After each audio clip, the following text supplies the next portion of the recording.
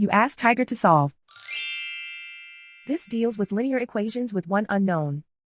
The final result is x equals 77. Let's solve it step by step.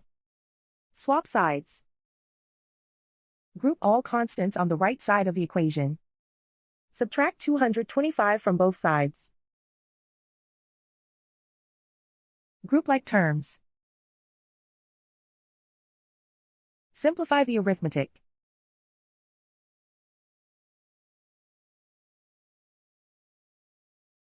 Convert the x into a positive number. Multiply both sides by -1. Remove the ones. Simplify the arithmetic. And so the final result is x equals 77.